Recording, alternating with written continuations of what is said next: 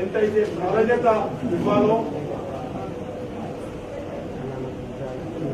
ఏ రకంగా అభివృద్ధి జరగాలో పాలకుల నిర్లక్ష్యం కారణంగా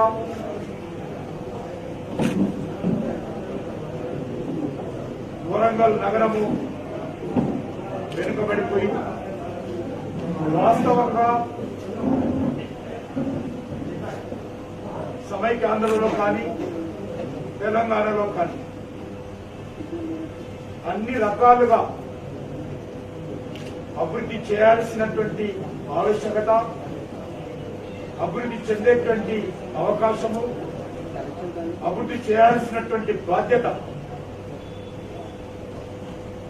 అవకాశము, ఆవశ్యకత, బాధ్యత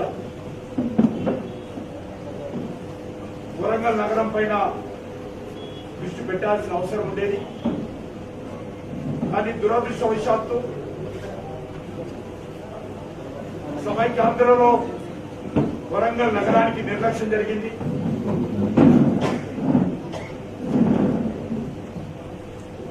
పోరాడి తెచ్చుకున్నటువంటి తెలంగాణలో గత 7 సంవత్సరాలుగా కూడా వరంగల్ ఒక్క అడుగు కూడా ముందుకెళ్ళాల.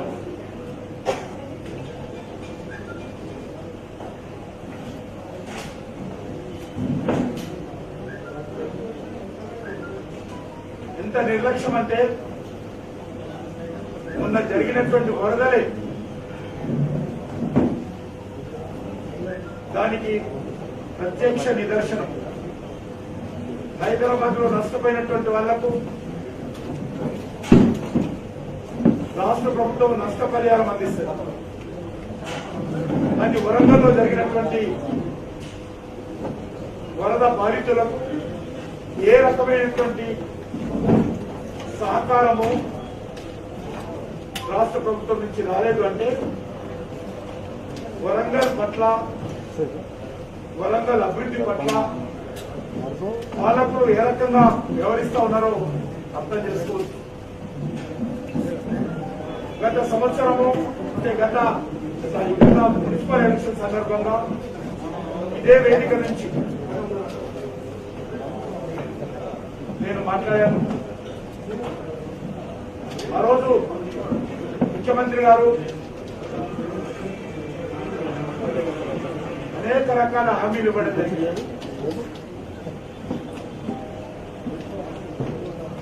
నన్ను ఆ రోజు ముఖ్యమంత్రి గారు ఇదే వరంగల్లో కొత్త భిక్షగాడు అని చెప్పి పదం వాడాడు.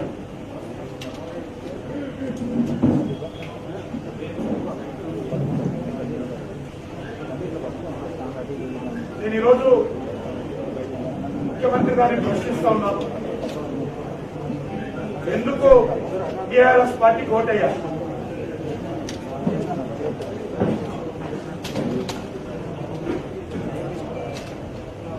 కాకతీయుల సాంస్కృతిక వైభవం పరిరక్షణకు చర్యలు తీసుకోవాలని కోటేయాలా? కాకతీయుల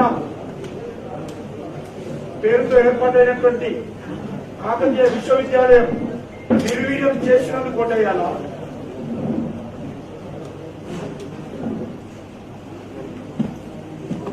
కనీస సౌకర్యాల కల్పన కోసం కృషి చేయడానికి కోటేయాలా?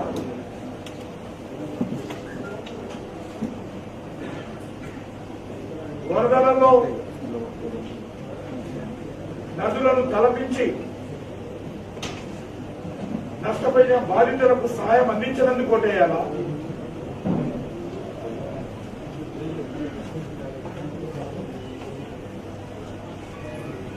ఎయిర్పోర్టుకు నిర్మాణం కోసం ల్యాండ్ అడుగుతున్నా గత 7 సంవత్సరాలుగా ఇగో అంటూ ఆలస్యం చేస్తున్నందుకు ఓట్లేయాలా?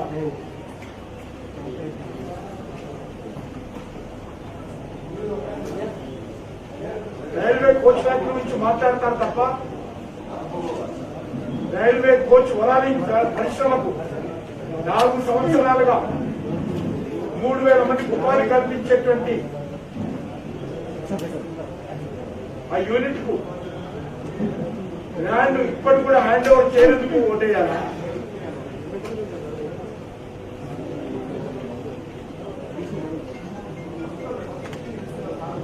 కేంద్ర ప్రభుత్వము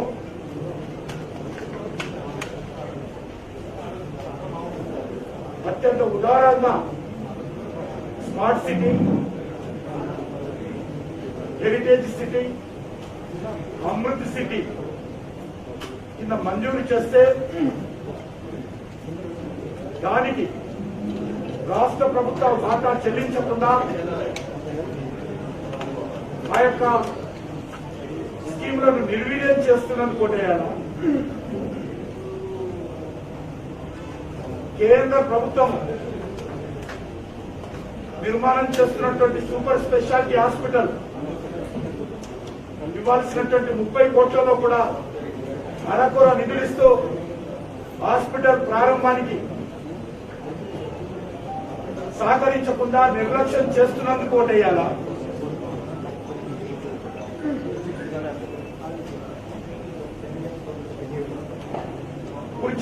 కూర్చొని వరంగల్ పట్టణంలోని పేద ప్రజలకు డబుల్ బెడ్రూమ్ ఇళ్ల నిర్మాణం చేస్తానని చెప్పి ఎన్నికలకు ముందు హామీ ఇచ్చి దావతులను పిలవాలని చెప్పి రిక్వెస్ట్ పెట్టుకొని సంవత్సరాలు గడుస్తున్న ఇళ్లను నిర్మించి పేద ప్రజలకు అందించినందుకు ఓటేయాలా? దేనికి ఓటేయాలా? టీఆర్ఎస్ పార్టీకి అడుగుతా ఉన్నాం. ఇక్కడ భూ ఆక్రమణలకు, అక్రమ కేసులతో ప్రతిపక్ష పార్టీలను, సామాన్య ప్రజలను వేధిస్తున్నందుకు ఓటేయాలా?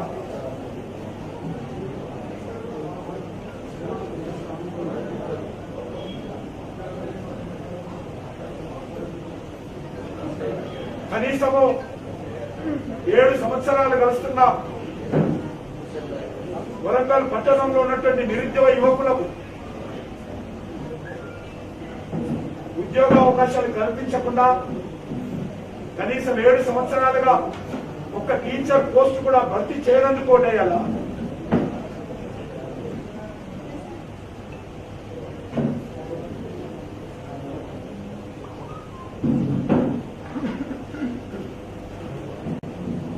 ఇళ్ల నిర్మాణం చేయకపోతే, పేద ప్రజలకు ఇల్లు ఇవ్వకపోతే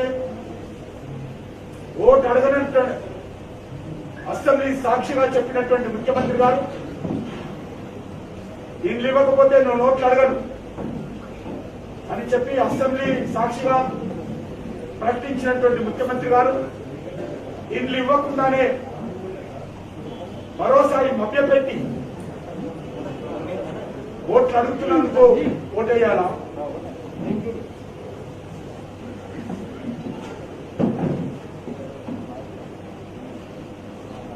హైదరాబాద్ నగరం తర్వాత అతిపెద్ద నగరమైనటువంటి వరంగల్ నగరం అభివృద్ధి కోసం ఒక సమగ్రమైనటువంటి కార్యాచరణ ప్రణాళిక రూపొందించకుండా ప్రకటనలకు, ఆదేశాలకు మాత్రమే పరిమితమైనందుకు ఓటేయాలా?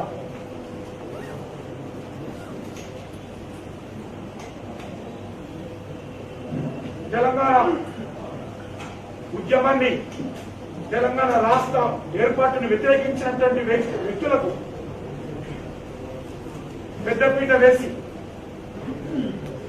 వరంగల్ జిల్లాలో, వరంగల్ నగరంలో వాళ్ళ నేతృత్వంలో ప్రజల పైన, ప్రతిపక్ష పార్టీల పైన దాడులు చేయిస్తున్నందుకు ఓటేయాలా?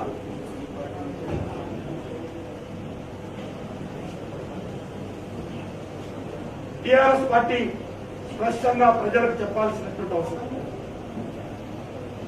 గత 7 సంవత్సరాలుగా రేషన్ కార్డులు కూడా ఇవ్వలేనటువంటి పరిస్థితి. గత 3 సంవత్సరాలుగా కొత్త పెన్షన్స్ మంజూరు చేయకుండా అనేక వేలాది దరఖాస్తులు పెండింగ్ లో ఉన్నటువంటి పరిస్థితి. పొదుపు సంఘాలకు బహుళ వడ్డీ ఇవ్వనటువంటి పరిస్థితి. ఈరోజు వరంగల్ నగరంలో టెక్స్టైల్ పరిశ్రమ, వరంగల్ నగరంలో టెక్స్టైల్ పార్క్ ఏర్పాటు చేస్తానని చెప్పి మభ్యపెడుతూ కార్యరూపం దాల్చినందుకు ఓటేయాలా?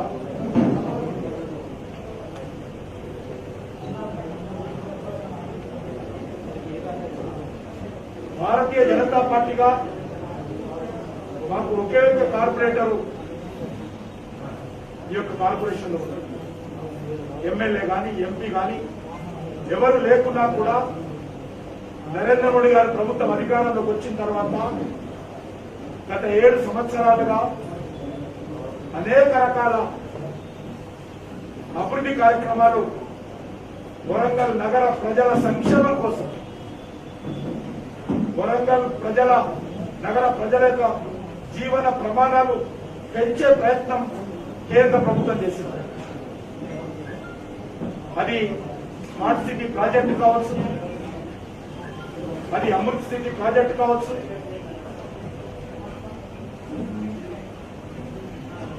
అదేవిధంగా హెరిటేజ్ సిటీ ప్రాజెక్టు కావచ్చు. వరంగల్ నుంచి హైదరాబాద్ కు తెలంగాణలో మొట్టమొదటి సిమెంట్ రోడ్డు, జాతీయ హైవే నిర్మాణం చేశాము. స్వయంగా నితిన్ గడ్కరీ గారు, నేను కూడా ఆ యొక్క ప్రారంభ కార్యక్రమంలో పాల్గొన్నది. వరంగల్ టు యాదగిరిగుట్ట మంచి రోడ్డు నిర్మాణం చేయడం జరిగింది. వరంగల్ నుంచి చుట్టుపక్కల అన్ని జిల్లాల నేషనల్ హైవే కనెక్టివిటీ అత్యంత వేగవంతంగా, అద్భుతంగా కేంద్ర ప్రభుత్వం నిర్మాణం చేయడం జరిగింది. వేలాది కోట్ల రూపాయలు ఖర్చు పెట్టి వరంగల్ నగరానికి రింగ్ రోడ్డు 550 కోట్ల రూపాయలతో రింగ్ రోడ్డును జాతీయ రహదారిలో భాగంగా అభివృద్ధి చేశాం. కనీసం మిగిలిన 50% రింగ్ రోడ్డు వేయడానికి కూడా రాష్ట్ర ప్రభుత్వానికి స్తోయి లేదు. 10 రకాల సూపర్ స్పెషాలిటీ విభాగాలతో కూడినటువంటి హాస్పిటల్ కేంద్ర ప్రభుత్వం నిర్మాణం చేస్తే, 8 ఆపరేషన్ థియేటర్స్ తో నిర్మాణం చేస్తే, హాస్పిటల్ను రాష్ట్ర ప్రభుత్వం కొద్ది డబ్బులు ఇచ్చి సిబ్బందిని నియామకం చేసి హాస్పిటల్ను ప్రారంభించుకోవడానికి కూడా ప్రయత్నం చేయనటువంటి నిస్సిగ్గుగా వ్యవహరిస్తున్నటువంటి ప్రభుత్వం ఇది.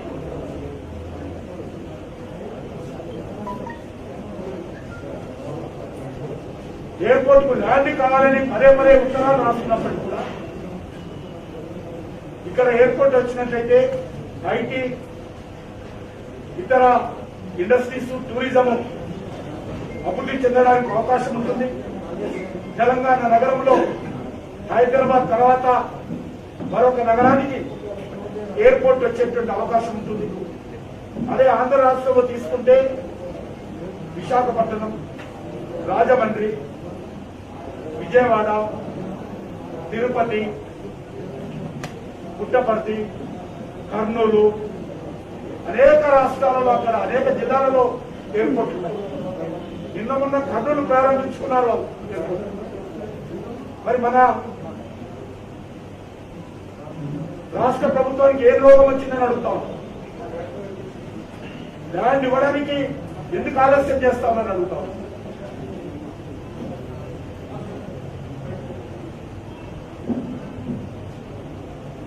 ఈ రోజు వరకు కూడా రైల్వే కోచ్ వరాలింగ్ ఫ్యాక్టరీకి ల్యాండ్ గతంలో నేను వచ్చినప్పుడు అధికారులతో మాట్లాడిన తర్వాత, ముఖ్యమంత్రి గారు ఉత్తర్వులు రాసిన తర్వాత ఇస్తున్నామని చెప్పారు, ఐడెంటిఫై చేశారు. కానీ ఈ రోజు వరకు కూడా స్టిల్ టుడే ల్యాండ్ ఇంతవరకు రైల్వే డిపార్ట్మెంట్ కు హ్యాండ్ ఓవర్ చేయాలి.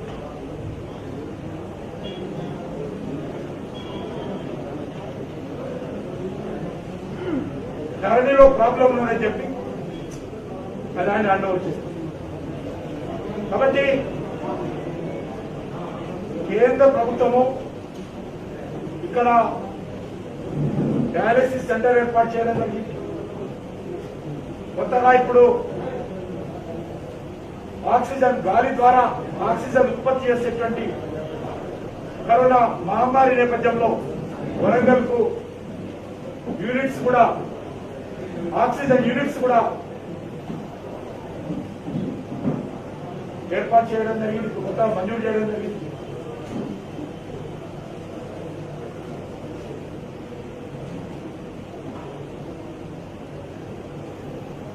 ఈ నేపథ్యంలో జరుగుతున్నటువంటి ఈ ఎన్నికల్లో భారతీయ జనతా పార్టీ తరఫున వరంగల్ నగర ప్రజానీకానికి మనవి చేస్తా ఉన్నాం. భారతీయ జనతా పార్టీ చిత్తశుద్ధితో నీతి నిజాయితీతో వరంగల్ నగర ప్రజలకు సేవ చేయాలనుకుంటున్నాం. అహంకారపూరితమైనటువంటి టీఆర్ఎస్ పార్టీ దౌర్జన్యంతో వరంగల్ నగర ప్రజల జీవనాన్ని అతలాకుతలం చేస్తా ఉంది. కాబట్టి ఈ నేపథ్యంలో ఒక సమగ్రమైనటువంటి అభివృద్ధికి ఇటు రాష్ట్ర ప్రభుత్వము కేంద్ర ప్రభుత్వంతో సమన్వయం చేసుకుంటూ ఈరోజు కేంద్ర ప్రభుత్వము ఇచ్చినటువంటి ప్రాజెక్టులకు రాష్ట్ర ప్రభుత్వము షేర్ ఇవ్వకుండా అనేక పథకాలు ల్యాబ్స్ అవుతున్నప్పటికీ కూడా మేము ప్రత్యేకంగా కేంద్ర ప్రభుత్వంతో రిక్వెస్ట్ చేసుకుని నామ్స్ పథకాన్ని వెనుక తీసుకోవాలని చెప్పినప్పటికీ కూడా నామ్స్ లో ఉన్నప్పటికీ కూడా మేము రిక్వెస్ట్ చేసి ఆ యొక్క స్కీమ్స్ ను కొనసాగిస్తున్నాం. భవిష్యత్తులో రాష్ట్ర ప్రభుత్వంతో ఇక్కడ మా మేయర్ వచ్చినట్లయితే సమర్థవంతంగా కేంద్ర ప్రభుత్వ నిధులు మరింతగా తీసుకురావడానికి అవకాశం ఏర్పడుతుంది. అన్ని రంగాలకు ఇక్కడ ప్రజల మీద అదనపు భారం వేయకుండా అవినీతిని అరికట్టి స్వయం సమృద్ధిగా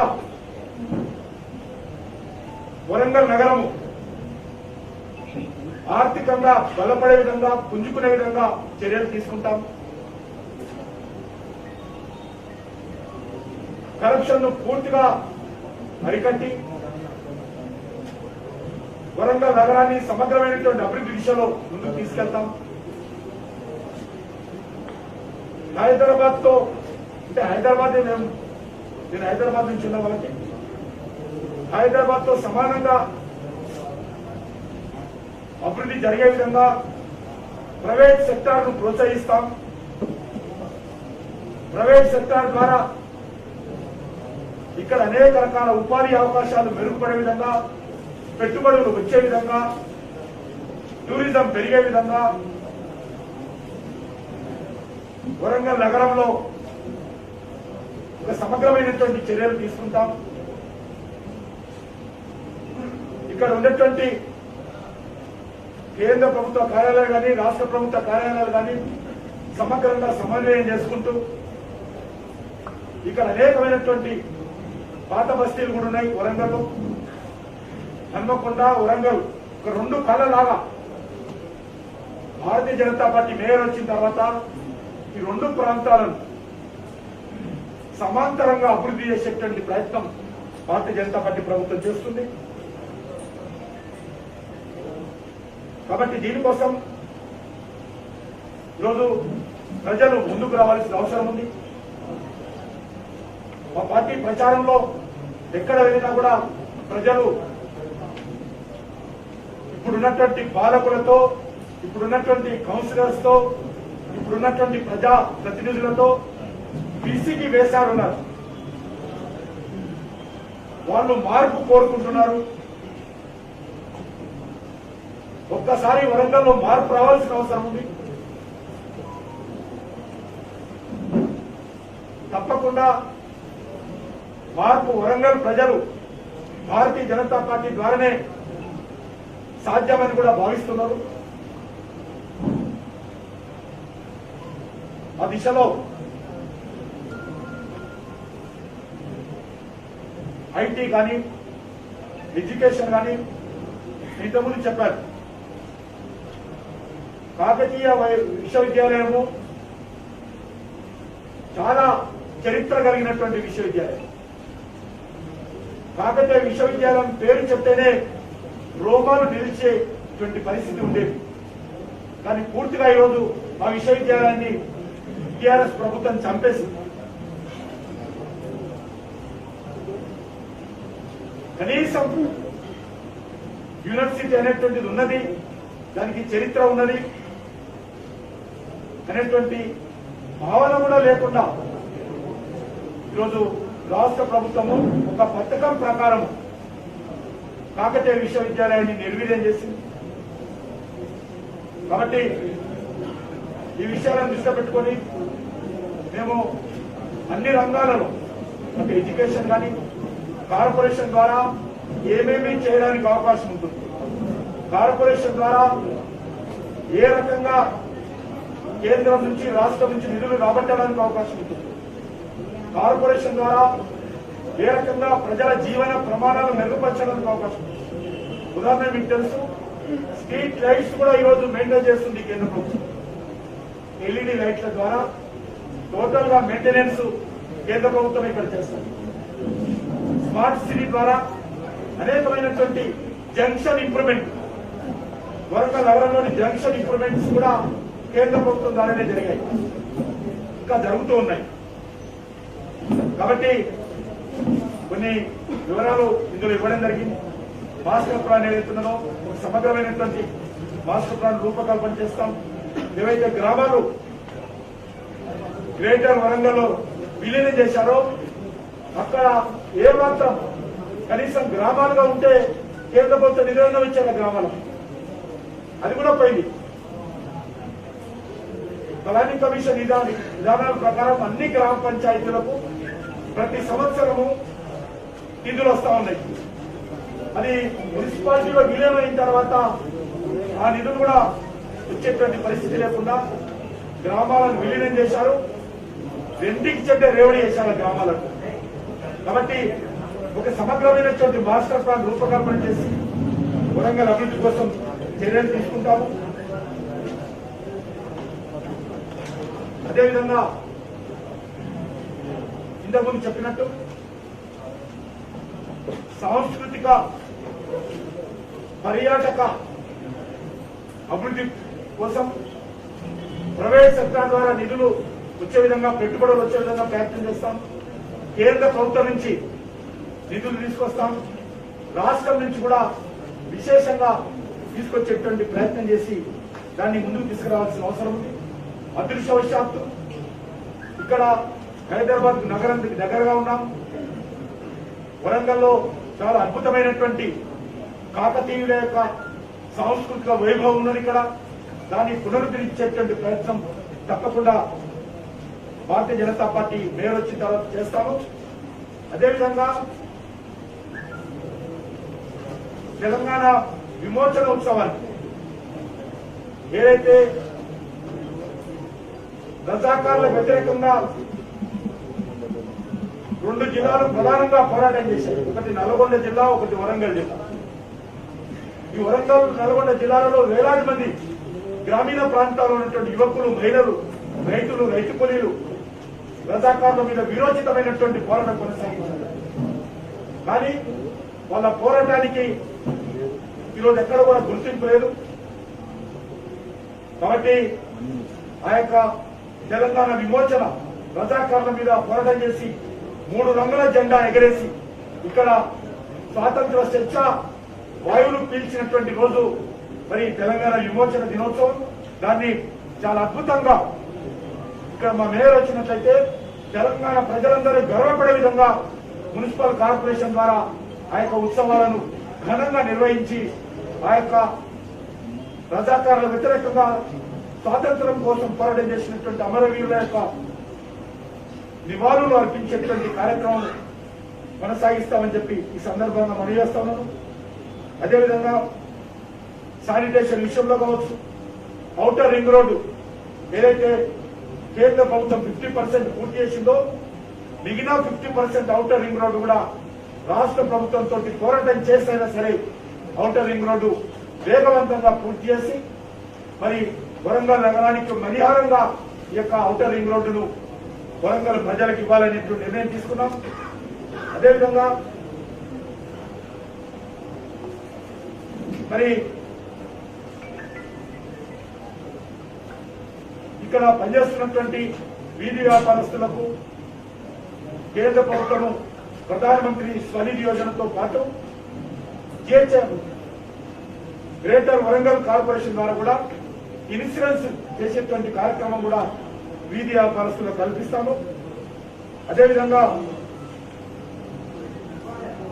మరి ఇవి గ్రేటర్ వరంగల్ మున్సిపల్ కార్పొరేషన్ ద్వారా ఇళ్ల నిర్మాణాని కోసం ప్రత్యేకమైనటువంటి చర్యలు తీసుకొని, ఎందుకంటే హైదరాబాద్ లో మున్సిపల్ కార్పొరేషన్ ఇళ్ల నిర్మాణం చేపట్టింది కాబట్టి ఇక్కడ కూడా వేగవంతంగా రాష్ట్ర ప్రభుత్వంతో మాట్లాడి ఇళ్ల నిర్మాణం కోసం ఒక ప్రత్యేకమైనటువంటి విభాగాన్ని ఏర్పాటు చేసి మున్సిపల్ కార్పొరేషన్ లో పేద ప్రజలకు ఇళ్ల నిర్మాణానికి సంబంధించినటువంటి యాక్టివిటీని పెంచేటువంటి ప్రయత్నం చేస్తాం. అది ఓల్డ్ సిటీతో సహా, స్లమ్స్ తో సహా, విలేజెస్ తో సహా అన్ని ఇళ్లకు ధనిక పేద అనే తేడా లేకుండా అందరి ఇళ్లకు ట్యాప్ కనెక్షన్ ద్వారా కనెక్టివిటీ చేస్తాం. డ్రింకింగ్ వాటర్ అది యుద్ధ ప్రాతిపదికన చేస్తాము. అదేవిధంగా ప్రైవేట్ స్కూల్స్ ఏవైతున్నాయో ఈ ప్రైవేట్ స్కూల్ కు సంబంధించి ఏదైతే విపరీతమైనటువంటి ట్యాక్స్ ఈరోజు మరి వరంగల్ కార్పొరేషన్ ఇస్తా ఉంది కాబట్టి దాని మీద కూడా కార్పొరేట్ స్కూల్లో కాకుండా చిన్న స్కూళ్లకు, బడ్జెట్ స్కూళ్లకు వాటన్నిటి కూడా రాయితీలు ఇస్తామని చెప్పి ట్యాక్సీ నిర్మాణం, ట్యాక్సీ ద్వారా ఎంత పన్నుల రూపంలో ఉన్నటువంటి ఏదైతే చేస్తున్నామో దాని మీద రాయితీలు ఇస్తామని చెప్పి కూడా మనం చేస్తా ఉన్నాం.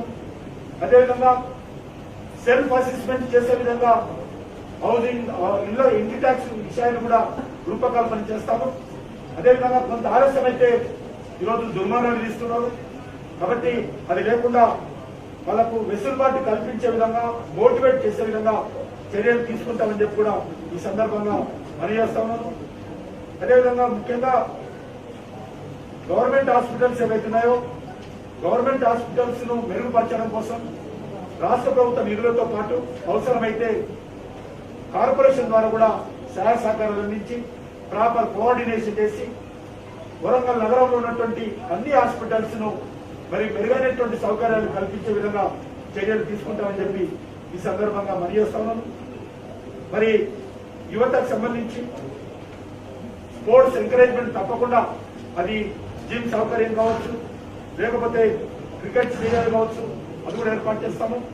కేంద్ర ప్రభుత్వం ఏర్పాటు చేసినటువంటి బస్తీ దవాఖానాలు ఏవైతున్నాయి ఆల్మోస్ట్ 30 దవాఖానాలు వరంగల్లో కేంద్ర ప్రభుత్వం మంజూరు చేసింది. బస్తీ దవాఖానాలు వెల్నెస్ సెంటర్స్ పేరు మీద దాన్ని పేరు మార్చారు మన ప్రభుత్వం. బస్తీ దవాఖానాలు ఏవైతే వెల్నెస్ సెంటర్స్ ఉన్నాయో, బస్తీ దవాఖానాలు ఉన్నాయో మరింతగా కేంద్ర ప్రభుత్వంతో మంజూరు చేయించి అన్ని బస్తీలలో కూడా బస్తీ దవాఖానాలు ఏర్పాటు చేసేటువంటి కార్యక్రమం కూడా మరి తీసుకుంటుంది. చాలా ఇందులో ఉన్నాయి అన్ని విషయాలు నేను మళ్ళీ రిపీట్ చేయదలుచుకోలేదు కాబట్టి నేను చివరగా మీ ద్వారా వరంగల్ నగర ప్రజలను కోరుతా ఉన్నాను. ఎక్కడైనా సరే మరి అహంకారం తలకెక్కినప్పుడు, నిర్లక్ష్యం వంట పట్టినప్పుడు, అవినీతి ప్రాధాన్యత సంచరించుకున్నప్పుడు మార్పు రావాల్సినటువంటి అవసరం. ఈరోజు ఈ మూడు కూడా ఈరోజు టీఆర్ఎస్ పార్టీలో ఉన్నాయి, వరంగల్లో ప్రముఖంగా ఉన్నాయి. కాబట్టి ఆ మార్పు వరంగల్ ప్రజలు చాలా చైతన్యమైనటువంటి ప్రజలు కాబట్టి ఆ మార్పుకు భారతీయ జనతా పార్టీని ఒక సాధనంగా తీసుకుని మార్పు తీసుకురావాల్సిందిగా, బీజేపీ అభ్యర్థులను గెలిపించాల్సిందిగా ఈరోజు టీఆర్ఎస్ పార్టీ డబ్బులను, మద్యాన్ని నమ్ముకొని ఎన్నికల్లో దిగుతుంది. భారతీయ జనతా పార్టీ వరంగల్ ప్రజలను నమ్ముకొని ఎన్నికల్లో దిగింది. కాబట్టి వరంగల్ ప్రజలు డబ్బులను మద్యాన్ని తిరస్కరించి బహిష్కరించి భారతీయ జనతా పార్టీని ఆదరించాల్సిందిగా, భారతీయ జనతా పార్టీని గెలిపించాల్సిందిగా మీ ద్వారా కోరుతూ సెలవు తీసుకుంటున్నాను.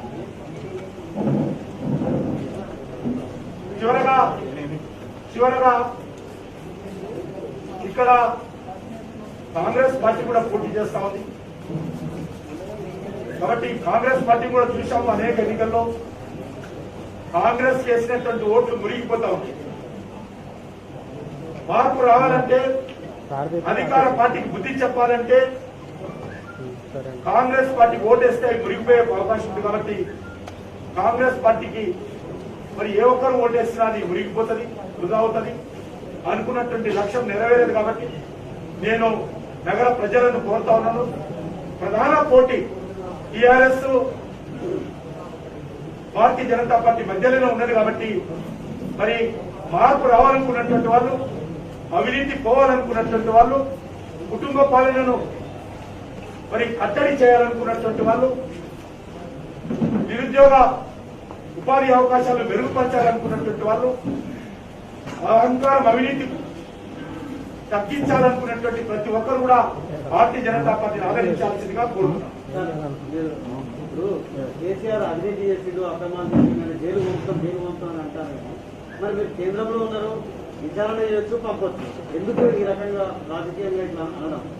రాష్ట్ర ప్రభుత్వం మీద ఆరోపణలు డైరెక్ట్ గా విచారణ జరగడానికి కేంద్ర ఏజెన్సీలకు అవకాశం ఉంది.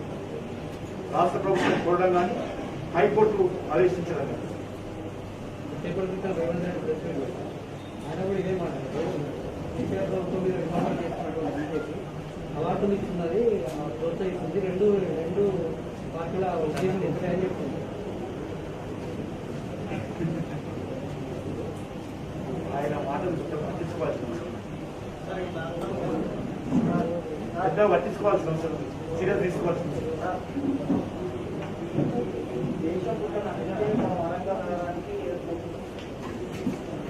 మీరు రాష్ట్ర ప్రభుత్వంలో ల్యాండ్ ఇవ్వడం లేదు, దాన్ని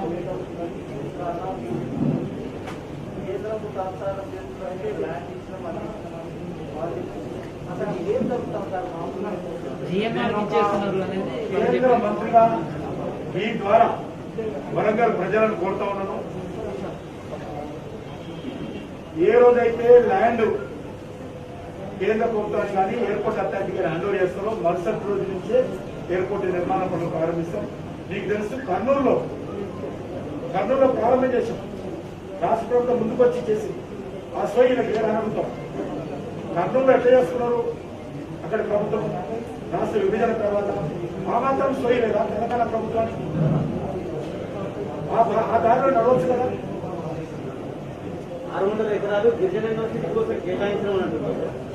600 ఎకరాలు గిరిజన యూనివర్సిటీ కోసం మీరు ఇచ్చినాం కానీ హ్యాండ్ ఓవర్ చేయలేదు, చేసినామని అంటున్నారు. వాళ్ళు అక్కడ ఈ వరంగల్ నగరానికి సిటీకి సంబంధించి 5 ఏళ్లుగా వరంగల్ కోచ్ వరాలి కోసం నేను కూడా ఉంటాను. ఇక్కడ కూడా ప్రెస్ కాన్ఫరెన్స్ లో ఆఫీసర్స్ కలెక్టర్ గురించి కూడా మాట్లాడారు. ఇంతవరకు ల్యాండ్ ఇస్తున్నాము, ఇచ్చామని కూడా చెప్పాలి. పేపర్ మీద కాదు.